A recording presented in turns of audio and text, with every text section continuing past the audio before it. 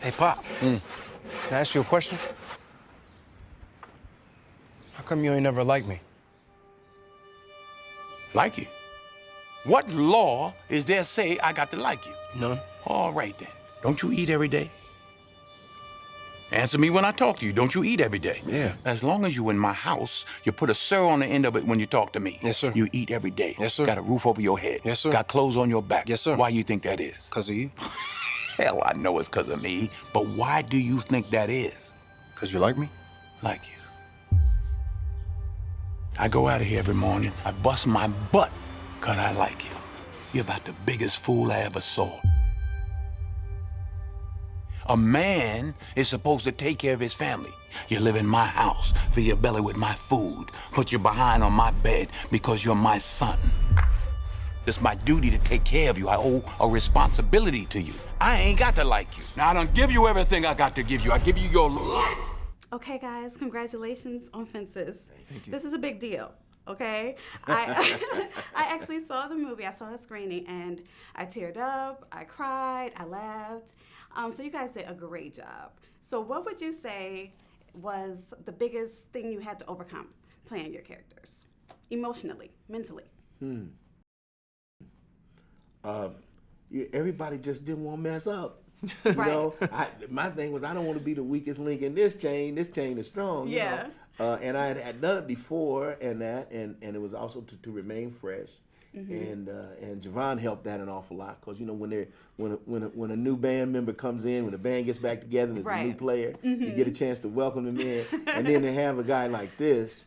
It's just so respectful of legacy and tradition and everything. So, you know, it takes your mind off yourself. And that's the other thing. Working with Michael T. and Russell Hornsby and you know, Shania and this gentleman, Viola Denzel, you know. So it really, you know, you get to not be so nervous and thinking about yourself. And you get to be in the hands of all that. So it was a joy to do it. Nice. What about you? No, I have to agree, but also just to allow myself to be free to make my own choices and to feel comfortable in those choices. And that was definitely something that the cast helped me to do and to come to terms with, that I had earned the job. And the role was mine, and it was okay for me to know to really jump into it and to really go into it with a full heart and an open mind. So, you know, that was my biggest challenge, but I think I overcame it. Absolutely.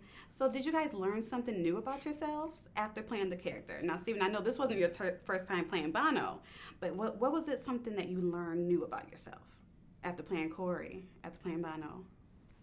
To be comfortable in my own skin is probably the most significant thing, and to be comfortable with the choices that I make and to stand by them full-heartedly and just go for it. Nice. Well, you know, you always learn something when you're doing the work.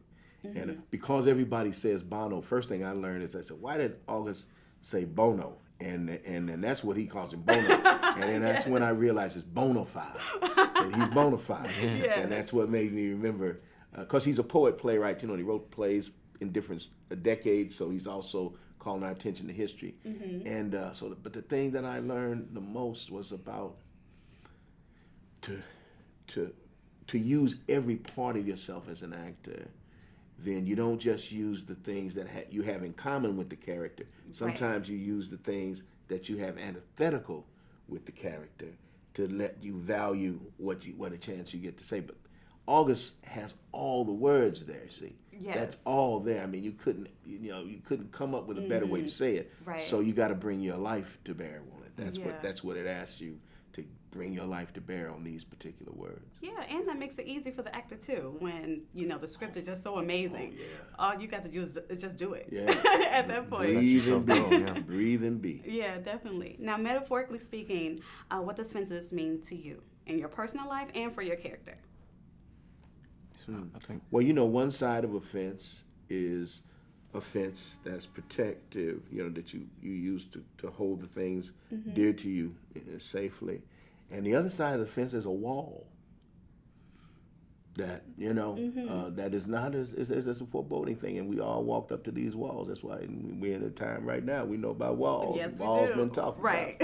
And so, but a fence is protective and a wall is so foreboding. And we've all walked up to walls that they've constructed to keep us out of. And so, you know, that's what it means to me. But it's the loving side of the fence, you know, that's most important in our story. Absolutely. I don't think I can expand too much on that, but I definitely prefer to be on the loving side of that fence, if I may Definitely. say so. I hope we all do.